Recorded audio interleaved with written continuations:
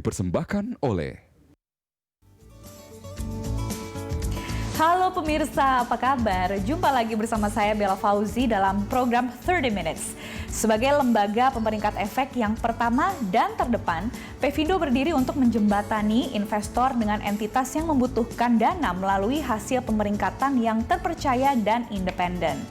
Menjadi perusahaan pemeringkat efek yang terkemuka dan terpercaya menjadi visi besar Pevindo di tengah tantangan untuk terus meningkatkan kinerja dan memberi dukungan yang terbaik kepada seluruh pemangku kepentingannya.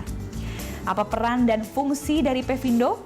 Bagaimana peran pemeringkat efek dalam industri keuangan dan perekonomian nasional? Kita akan membahasnya lebih dalam. Dan pemirsa, inilah 30 Minutes with Pevindo selengkapnya.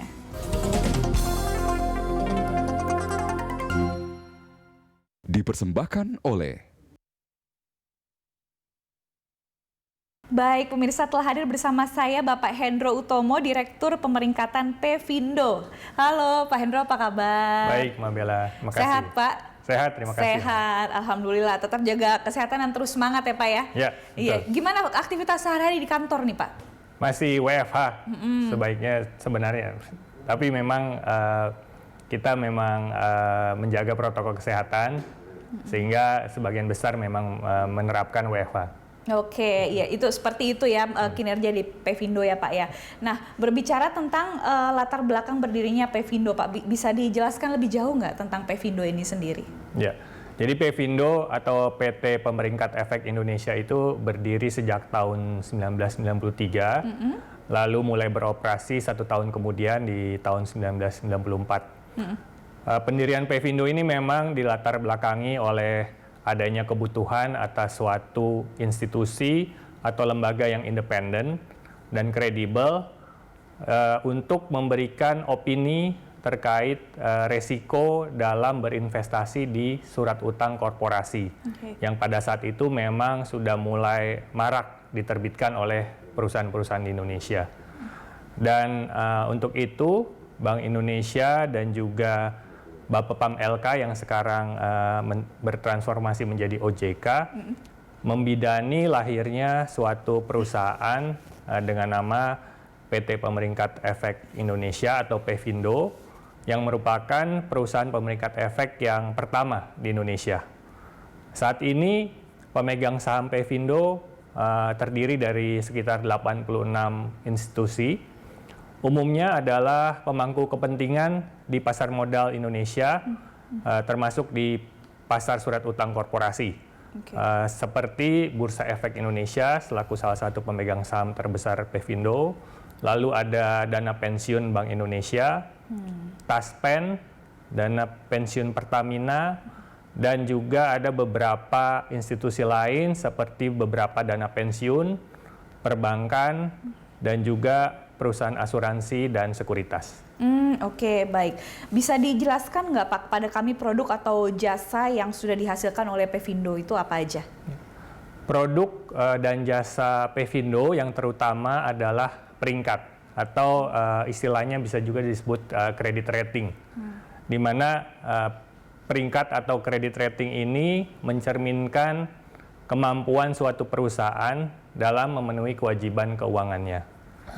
Peringkat yang kami berikan itu biasanya kami simbolkan atau kami tampilkan dalam bentuk simbol yang diawali dengan kode ID.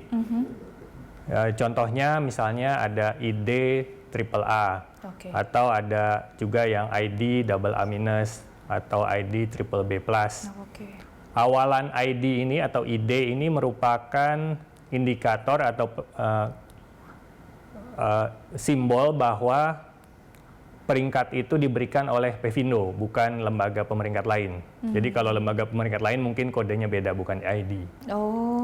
Sementara untuk simbol AAA, AA, BBB, dan seterusnya, itu adalah yang mencerminkan peringkat tersebut.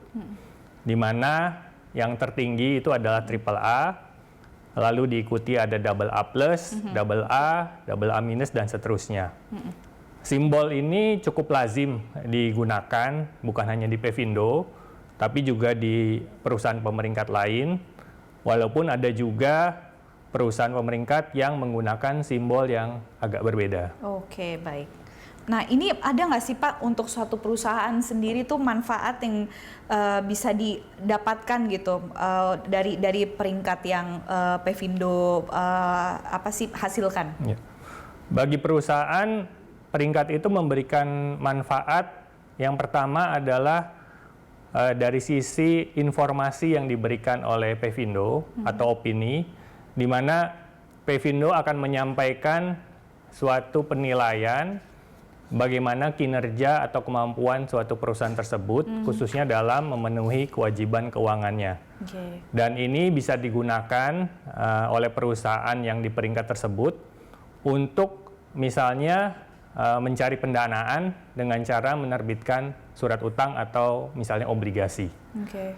Lalu perusahaan juga dapat menggunakan peringkat itu sebagai alat promosi dalam kegiatan usahanya. Misalnya, mereka ingin bekerja sama dengan mitra perusahaan lain.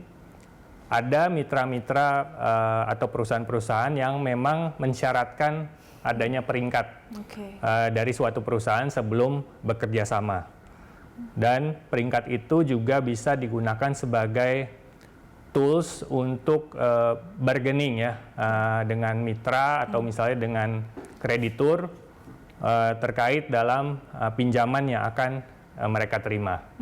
Oke, ternyata banyak juga ya manfaatnya bagi perusahaan ya. Betul, Pak ya. Mbak.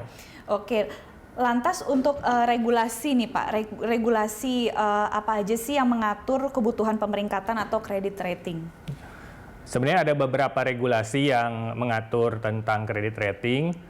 Pertama mungkin yang diterbitkan oleh Otoritas Jasa Keuangan atau OJK itu memang mewajibkan bagi perusahaan yang ingin menerbitkan surat utang korporasi yang ditawarkan melalui penawaran umum, sering juga disebut obligasi, itu memang ada kewajiban untuk mendapatkan rating atau peringkat. Oke, demikian syarat gitu ya. Betul.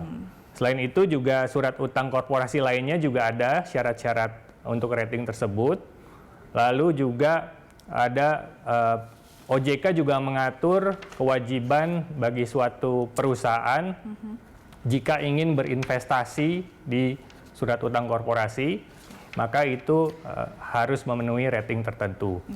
Dan ada juga dari Bank Indonesia yang mewajibkan perusahaan yang ingin mendapatkan pinjaman luar negeri, salah satu persyaratan yang harus dipenuhi adalah adanya peringkat atau rating. Oke, baik Pak Hendro, nanti kita akan lanjut lagi perbincangan kita rehat dulu ya Pak ya. Baik pemirsa, 30 Minutes with Pevindo akan kembali setelah yang satu ini. Tetaplah bersama kami.